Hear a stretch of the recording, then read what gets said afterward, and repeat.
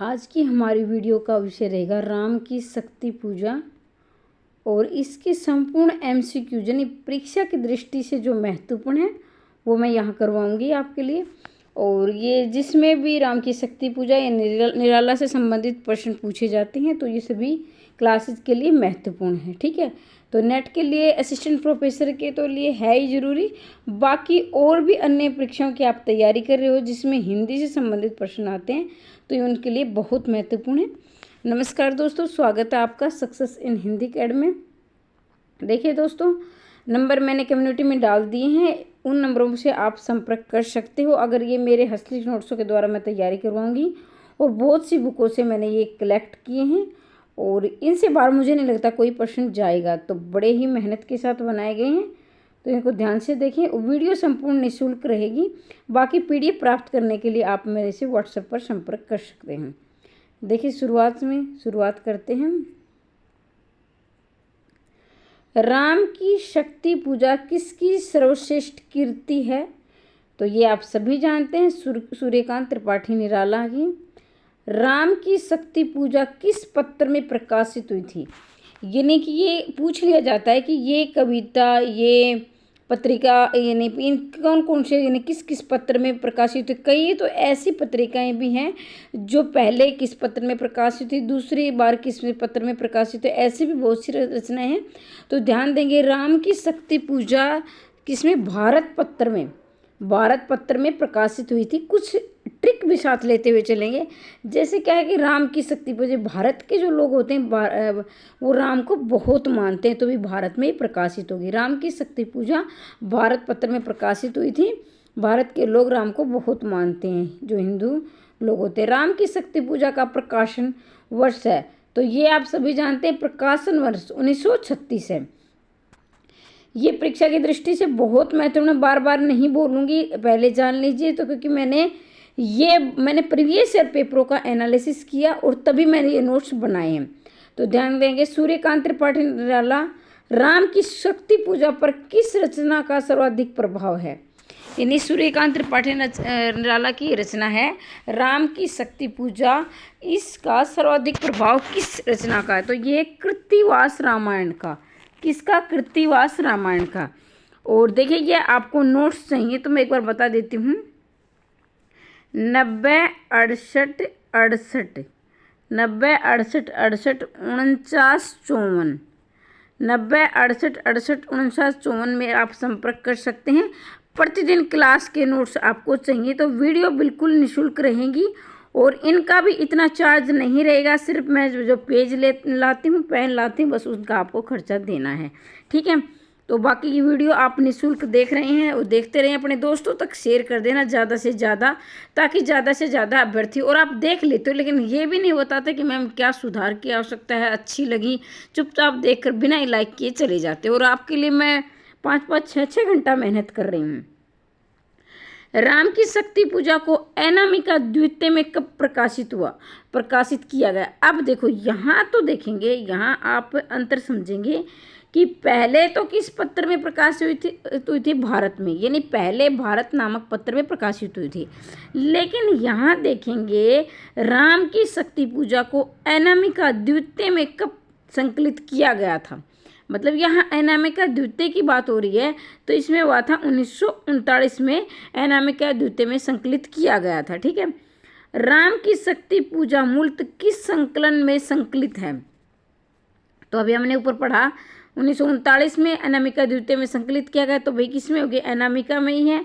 ये one liner है, अगली जो वीडियो लेकर आऊँगी उसमें ऑप्शन भी मिलेंगे आपको, ताकि ये वन लाइनर मैंने इसलिए बना दिए क्योंकि आपकी परीक्षा की तिथि नज़दीक आ गई, ज़्यादा से ज़्यादा आप रिवीजन करें। राम की शक्ति पूजा की कथा कितने सोपानों में है? राम की शक्ति पूजा की कथा कितने सोपानों में? तो ध्यान रखेंगे, राम की शक्ति पूजा, देखो अब ट्रिक बताती हूँ आपको। जैसे पूजा, राम की शक्ति पूजा में पे आया है, 5 में भी पे आता है, 5 पैसे पूजा, पैसे 5। राम की शक्ति पूजा कितने सोपानों में? 5 में।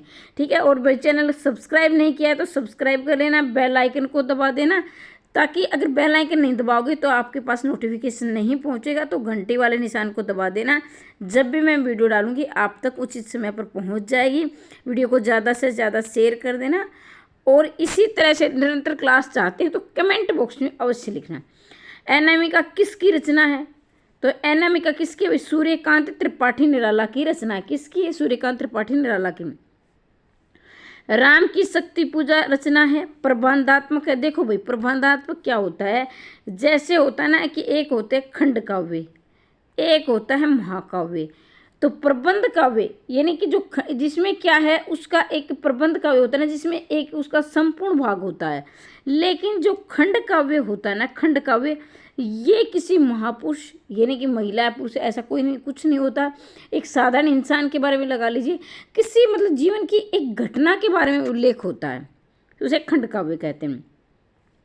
राम की शक्ति पूजा किस युग की हिंदी कविता है? तो ये आप सभी जानते हैं किस युग की है? आधुनिक युग की है। राम, ये थोड़ा मैंने दोबारा लिख दिया था इसलिए मैंने इसको काट दिया। राम की शक्ति पूजा का कथा प्रसंग मूल आधार किस कवि के रामायण से लिखी है? तो ये कृत्तिवास ओझा। ठीक है। राम की शक्ति पूजा कविता का मुख्य विषय क्या है? भाई जो राम की शक्ति पूजा, इसका मुख्य विषय क्या है? सीता की मुक्ति। आपने देखा ना कि जब राम की शक्ति पूजा, में थोड़ा सा बता देती हूँ आपको ताकि लंबे समय तक आपको याद रहे।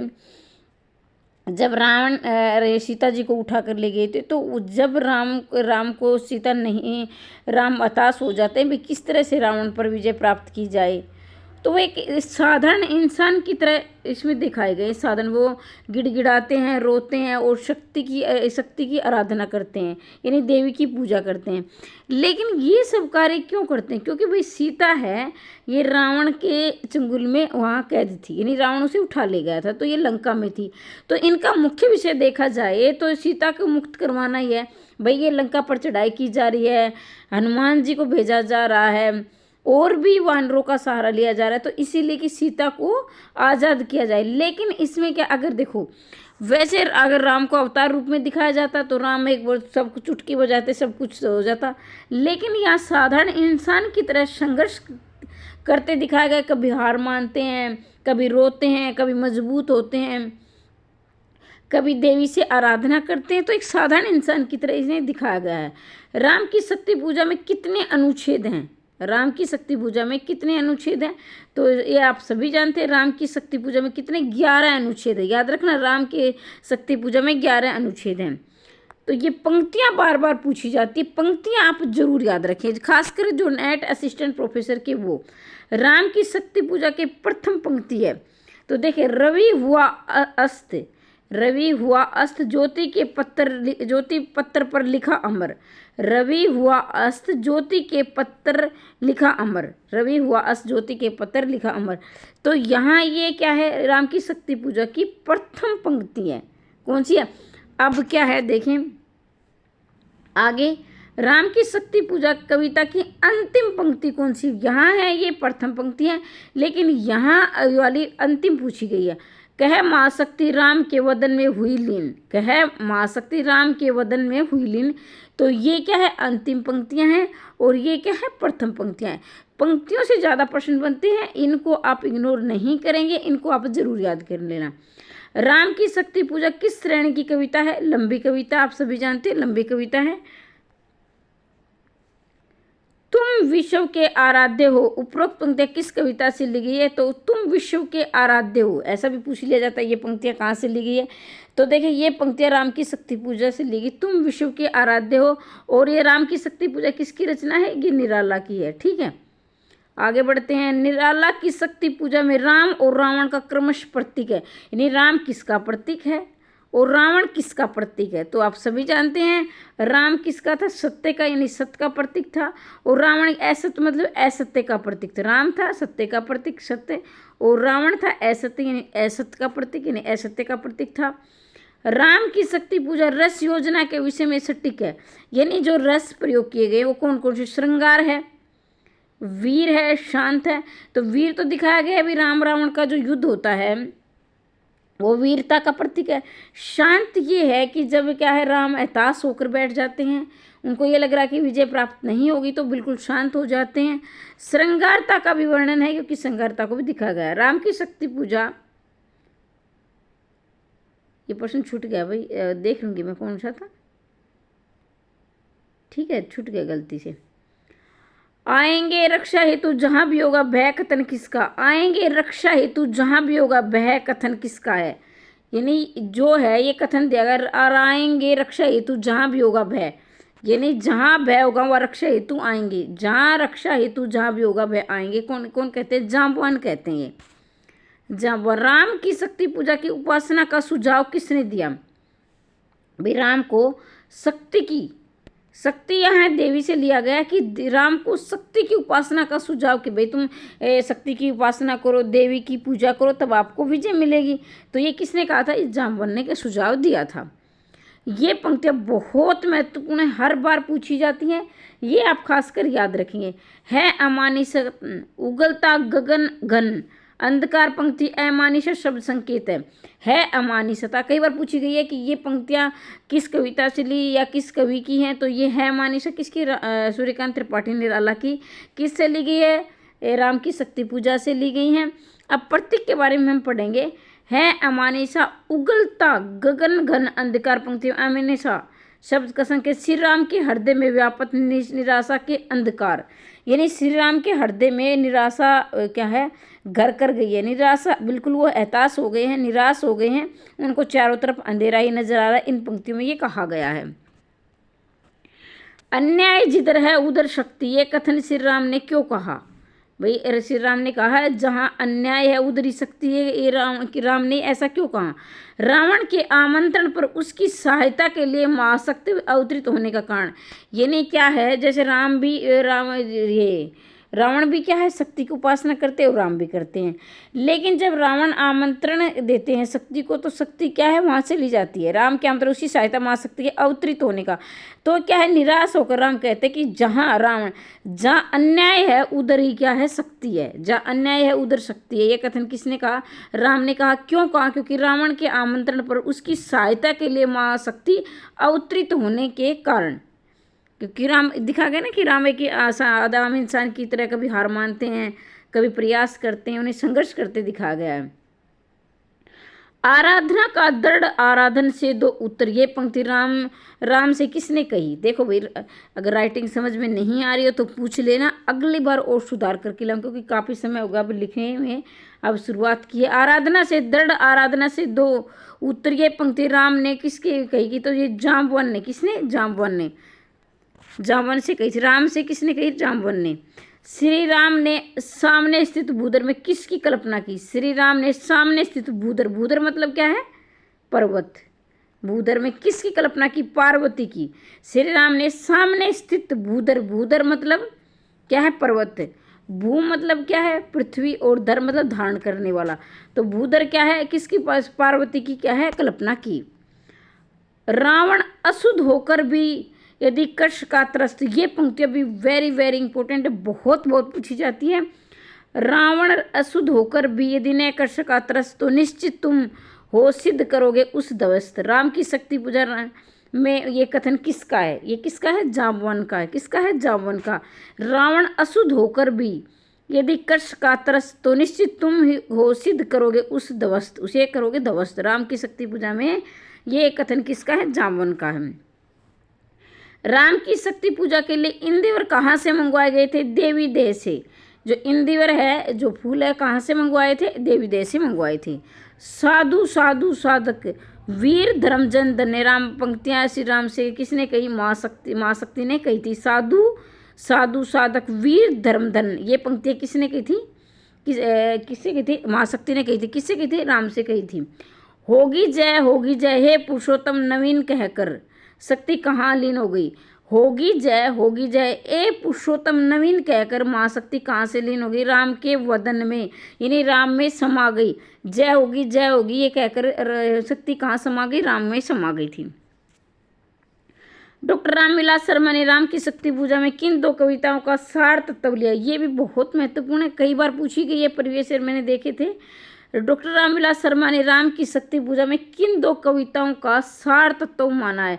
भाई जो राम की शक्ति पूजा है इसमें 2 कविताएं समाहित हैं, उनके समान है, और ये किसने माना है? डॉक्टर रामविलास शर्मा ने माना है। तो तुलसीदास और सरोज समर्थी। और ध्यान देंगे तुलसीदास यहाँ जो अभ्यर्थी पहली बार तैयारी कर रहा है, बता दूं कि तुलसीदास यहाँ कवि का नाम नहीं है, बल्कि ये क्या है, निराला की कविता का नाम है तुलसीदास। निराला की कविता का नाम है तुलसीदास। और सरोज समर्थी उनकी अपने बेटे की याद में, उनकी मृत्यु के बाद, एकमात्र पुत्री थी, उनकी मृत्यु के बाद उन्होंने लिखी थी, जो विश्व का सबसे बड़ा शोक गीत भी था नहीं, है भी भाई। यह है उपाय कह उठे राम, ये पंक्तियां ली गई। ये है उपाय कह उठे राम, ये है उपाय कह उठे राम, ये पंक्तियां जो मद्रित घन कहती थी माता मुझको सदा राजीव नैन, ये किसकी? राम की शक्ति पूजा में ये पंक्तियां कही गई हैं। किसने कही है? राम ने कही हैं। आगे बढ़ते हैं। 33वां प्रश्न आपकी स्क्रीन पर है। राम की शक्ति पूजा से संबंधित महत्वपूर्ण कथन। राम रावण के अनिट समर का इतना विराट और उदा चित्रित अन्यत्र दुर्लभ है। ठीक है, ये आए कथन। इसमें सूक्ष्मता के अनेक सूत्रों पर विचरण करने वाली अर्थ योजना अप्रितम है। कहने का मतलब ये है कि यह सूक्ष्मता मतलब सूक्ष्म यानी छोटे छोटे अनेक सूत्रों पर विचरण करने वाले, जो हर एक छोटे छोटे क्या है, अपना, उन शब्दों का अपना एक अर्थ है। राम ने रावण के अनिट समर का इतना विराट और उद्धत चित्र अन्यत्र दुर्लभ है। राम जो रावण का युद्ध हो रहा, समर मतलब युद्ध, मतलब युद्ध हो रहा था, तो इतना विराट रूप, जैसे रावण बड़े बड़े भयानक रूप धारण करके आ रहा था, तो इस प्रकार की जो भयानक लड़ाई है, जो युद्ध है, वो कहीं नहीं देखा गया जहाँ राम की शक्ति पूजा में देखा गया है। दिक जीवन जो पाता, ये भी वेरी वेरी इंपॉर्टेंट है, बार बार पूछी गई है, ध्यान से देख लेंगे। जो प्रश्न महत्वपूर्ण है मैं उसको मैं जरूर बताऊंगी आपको। दिक जीवन जो पाता ही आया है विरोध, पंक्ति में इस जीवन सत्य की अभिव्यक्ति मिलती है। दिक जीवन जो पाता ही आया है विरोध, पंक्ति में किसके जीवन सत्य की अभिव्यक्ति मिलती है? सूर्यकांत त्रिपाठी निराला। भाई सूर्यकांत त्रिपाठी निराला में देखा जाए तो राम की शक्ति, जो राम जो है, सूर्यकांत त्रिपाठी निराला भी राम की तरह ही पूरी जिंदगी संघर्ष कर रहे थे। वे उनकी पत्नी का देहांत हो जाता है, फिर वो क्या है, अपनी पुत्री को उनके ननिहाल में यानी नाना के घर भेजते हैं, वहाँ उनका पालन पोषण होता है, फिर उनकी वो बुलाकर यानी अपने पास लेकर उनकी शादी करते हैं, फिर उनकी भी मृत्यु हो जाती है। तो निराला एकांत यानी एक अकेलापन महसूस करते हैं और अंदर से टूट जाते हैं। कई बार उन्होंने विरोध का, जैसे उनकी जूही की कली कविता को लौटा, बहुत सारे इनका लौटा गया, जैसे महावीर प्रसाद द्विवेदी ने अश्लीलता का आरोप लगा दिया था। इस तरह से बहुत उनकी रचनाओं में जितना भी देखा ना, आधुनिक युग में जितना भी विरोध हुआ है, जितना निराला का हुआ उतना किसी का नहीं हुआ भाई। और हम अगर इससे अलग फैक्ट पढ़ेंगे तो हमें काफ़ी समय लग जाएगा। आज के लिए हम इसी को पढ़ेंगे, लेकिन थोड़ा बता देती हूँ, परीक्षा की दृष्टि से महत्वपूर्ण होता है वो मैं बता देती हूँ। ठीक है, राम की शक्ति पूजा में कविता का आरंभ किससे होता है? भाई राम की शक्ति पूजा जो कविता है, इसका आरंभ शुरू एक ही बात होती है, किससे होता है? राम रावण के प्रखर युद्ध के वर्णन से। भाई देखो, दोनों ही, रावण भी, अब ये बात अलग ही है कि हम रावण को राक्षस मानते हैं, लेकिन बताया जाता है कि उनके जितना विद्वान आज तक नहीं हुआ विद्वान, क्योंकि उन्हें वेद शास्त्रों पुराणों का बहुत अच्छा ज्ञान था और बलशाली भी बहुत थे। लेकिन कहते हैं ना, एक ही कमजोरी इंसान को ले डूबती है। राम के पास सिर्फ क्या था? सत्य की ताकत थी। क्या थी? सत्य की ताकत थी, यानी वो क्या है, पुरुषोत्तम राम थे। और ये हमारे हिंदू समाज में दिखाया गया है कि पुरुषोत्तम अपने जो सत्य, ये नहीं कि वो झूठ या धूर्त कोई काम करते थे, लेकिन रावण को सिर्फ एक ही चीज़ मारती है, वो उनका घमंड मारता है, क्योंकि उसे अपने आप पर इतना घमंड हो जाता है। जैसे कितने के पास आज के युग में देखा जाए तो जिसे आप प्रॉपर्टी बोलते हो, सोने की लंका हो, जिसके पास उस समय सोने की लंका, 7 समुद्र पार जाना हो, तो बहुत ही मुश्किल है। और इतने बलशाली भी थे, विद्वान भी थे, और ये नहीं कि वो क्या है, बहुत शिव के बहुत अच्छे भक्त थे, लेकिन सिर्फ उनको एक घमंड ऐसा होता है कि जो इंसान को गिरा देता है। तो हम कितनी ऊंचाइयों को छू लें, हमें घमंड नहीं करना चाहिए। राम की शक्ति पूजा के असत्य कथन देखेंगे, इसमें क्या है, गलती देखने हैं, तो ये आप पढ़ेंगे। देखिए आपकी स्क्रीन पर है, राम की शक्ति पूजा अद्वितीय अनामिका में द्वितीय मतलब दूसरा, ये क्या है, द्वितीय इसलिए लिया गया, क्या संस्कृत यानी तत्सम शब्द है ये, संस्कृत का शब्द है, तत्सम शब्द है। जितने भी संस्कृत के शब्द होते हैं सारे तत्सम शब्द होते हैं, तो ये सब तत्सम है, दूसरा होता है इसका हिंदी का आएगा दूसरा। तो राम की शक्ति पूजा द्वितीय अनामिका में संकलित है, बिल्कुल सही बात है, अभी हमने थोड़ी देर पहले पढ़ा था। राम की शक्ति पूजा कथानक वाल्मीकि रामायण से, बिल्कुल ये भी बात सही है, वाल्मीकि रामायण से, कलिकाल पुराण से, देवी भागवत से, कृतिवास रामायण से, शिव मन स्रोत पर आधारित है। तो इतनी रचनाओं का ये प्रभाव इस पर देखा गया है, लेकिन मूल रूप से देखा जाए तो कृतिवास रामायण का, अगर मूल रूप से आ जाए तो कृतिवास रामायण का है, बाकी थोड़ा थोड़ा प्रभाव इन सभी रचनाओं का है। आगे देखिए, राम की शक्ति पूजा मुख्य छंद से रचित प्रयोगवादी रचना है, तो ये गलत है भाई कि यह है प्रयोगवादी रचना नहीं, ये गलत है। बाकी ये सही है, राम की शक्ति पूजा गणना हिंदी साहित्य की लंबी कविता, बिल्कुल ये लंबी कविता है। आगे देखेंगे, असत्य कथन, फिर अब आपको गलत देखना है। राम की शक्ति पूजा की भाषा संस्कृत निष्ठ है, बिल्कुल जैसे हमने अभी द्वितीय पढ़ा, और भी बहुत सारे बहुत ही जैसे है संस्कृत के शब्द इसमें ज़्यादा लिए गए हैं। राम की शक्ति पूजा में प्रबंधात्मक बिल्कुल है, मतलब कि जुड़ाव है। राम की जैसे खंड में क्या होता है, जैसे ये एक मान लीजिए एक दोहा ये है, तो खंड का दूसरा बिल्कुल अलग मिलेगा, इनको हम जोड़ नहीं सकते। लेकिन प्रबंधात्मक जो काव्य होते हैं, जो शुरू से लेकर अंत तक आपस में क्या है, एक चैन की तरह जुड़े होते हैं। चैन ये नहीं कि लिखने में कुछ होते हैं, मतलब जो कहानी होती है ना उनकी, जो अभी हर एक जैसे कविता की भी कहानी होती है अपनी, उनका अपना अर्थ होता है, तो उनमें एक चैन की तरह जुड़ा होता है। लेकिन जो खंड काव्य होता है, जो पहले क्या है, दो एक अलग अर्थ होगा, दूसरे का अलग होगा, ठीक है, अलग होते हुए अपना अर्थ रखते हैं। तो ये देखेंगे, तो हम यह पढ़ रहे थे संस्कृत निष्ठ है, बिल्कुल है। प्रबंधात्मक वो भी है, राम की शक्ति में कुछ में अद्भुत बिंब योजना और प्रतीकों का प्रयोग हुआ, बिल्कुल बिंब योजना, मतलब कि जैसे कि मान लीजिए जिस हम कविता को पढ़ रहे हैं तो आपके सामने वो चित्र आ जाएंगे। जैसे मैंने बोला पुस्तक, तो आपके दिमाग में अब छपने लगी भी पुस्तक ऐसी होती है, तो उसे बिंब बोलते हैं। जैसे कुछ बोलते ही आपके दिमाग में उसका चित्र आ जाए। राम की शक्ति पूजा दोहा चौपाई शैली में की गई है, तो ये गलत है भाई, दोहा चौपाई में नहीं की गई है। आगे बढ़ते हैं, राम की शक्ति पूजा में असत्य कथन देखना है। राम की शक्ति पूजा सुझाव जामवंत, राम जो शक्ति की उपासना करते हैं, देवी की उपासना करते हैं, तो ये सुझाव किसने दिया था, जामवंत ने दिया था, बिल्कुल ठीक बात है। राम को रावण पर विजय का वरदान देवी से प्राप्त हुआ था, क्योंकि राम को बार बार हार मिल रही थी, तो वो हताश हो रहे थे, तो देवी ने क्या उन्हें वरदान दिया था।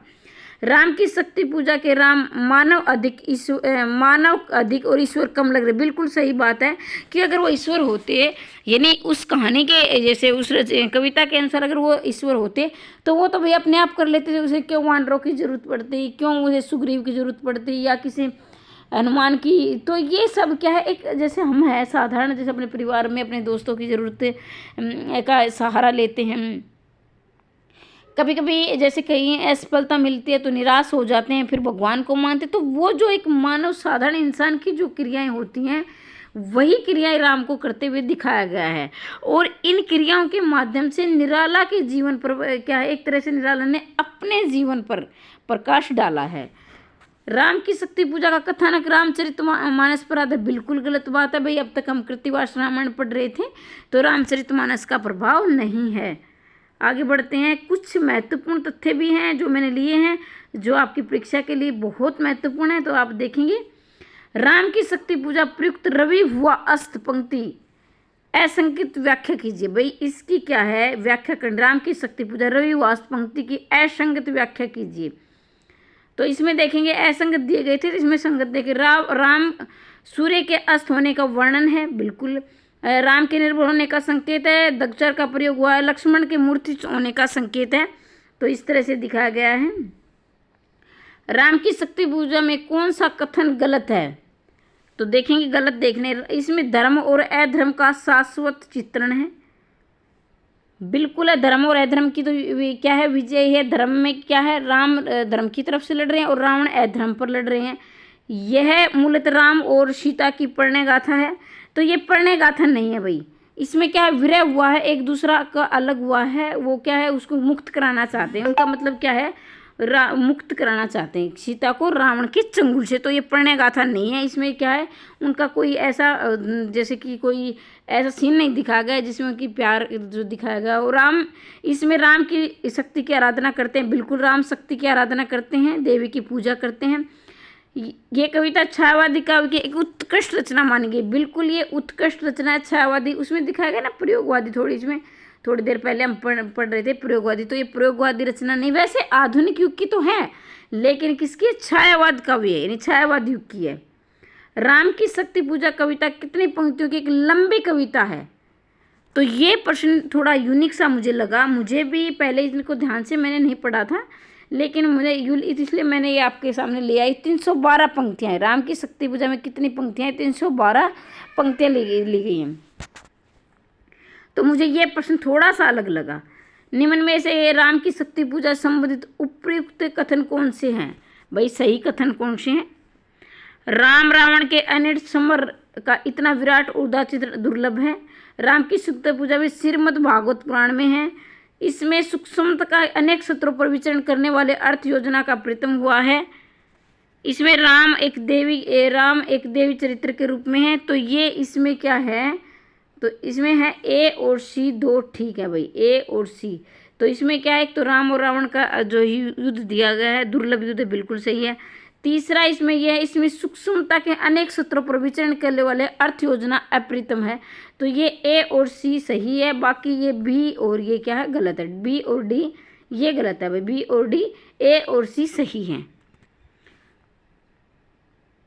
अब महत्वपूर्ण तथ्यों की मैं बात करती हूँ। देखो भाई, अगर आपको ये नोट्स नहीं लेने हैं तो कोई बात नहीं, वैसे आप इसे अच्छे लग रहे हैं तो आप इसे वीडियो को रोक कर लिख सकते हैं।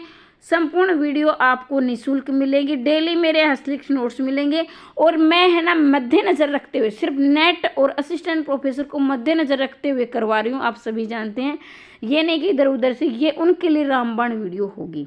लेकिन कहते हैं ना फ्री का थोड़ा सा लगाता नहीं, अगर कोर्स लेके पढ़ें तो हमें पता लगता है भाई ये बहुत महत्वपूर्ण है एक ही चीज़, क्योंकि उसके हमारे पैसे लगते हैं ना। तो ये मेरी मेहनत देखो भाई, कहाँ से मैंने इधर उधर बुकों से करके 3-4 बुकों से ये आ सकता है, ये कुछ नया लेकर आऊँ आपके लिए। राम की शक्ति पूजा 1936 निराला द्वारा रचित है, बिल्कुल 1936 में लिखी गई और निराला द्वारा रचित है।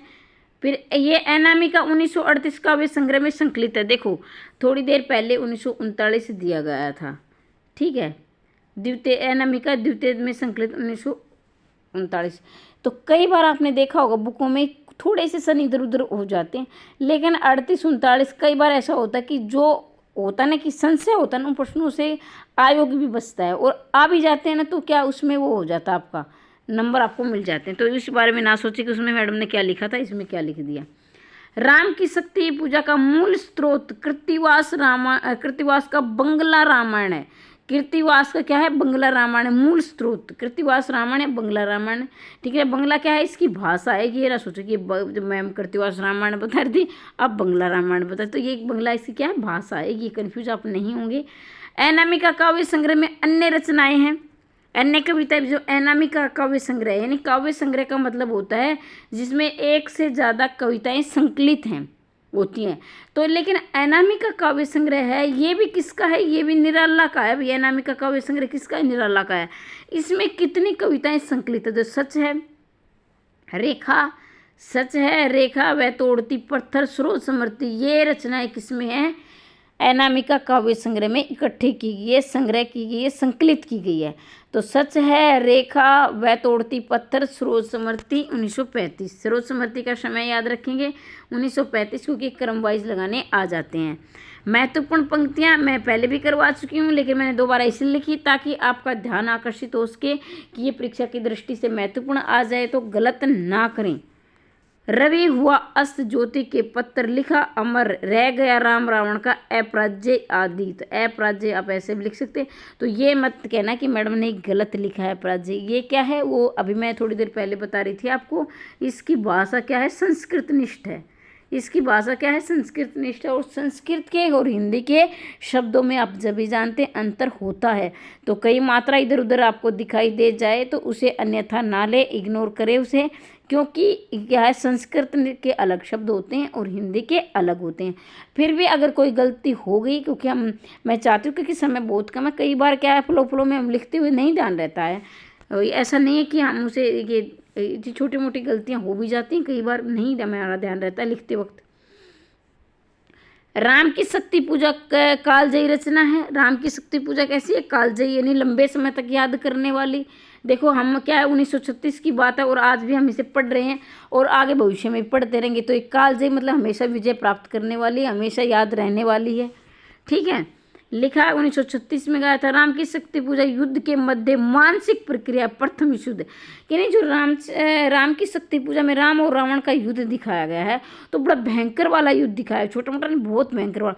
तो उसी तरह उस समय क्या है, जैसे अब आप कहोगे मैम प्रथम विश्व युद्ध 1914 और 1918 तक हुआ था, तो आप ये तो रचना तो 1936 की है।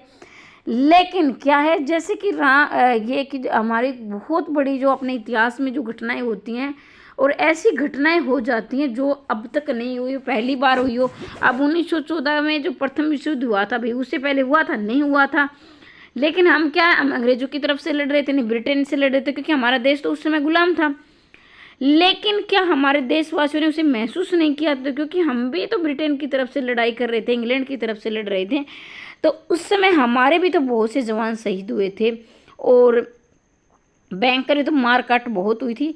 तो उस निराला महसूस करे थे उसमें, तो उसकी एक झलक सी दिखाई, जैसे कि ऐसा लग रहा है कि प्रथम विश्व युद्ध हो रहा हो। 1914 और 1918 में हुआ था, ये 4 साल चला था प्रथम विश्व युद्ध। SST का प्रश्न पे, लेकिन थोड़ा बता देती हूँ, वैसे आपको याद है, बिल्कुल कॉमन प्रश्न है।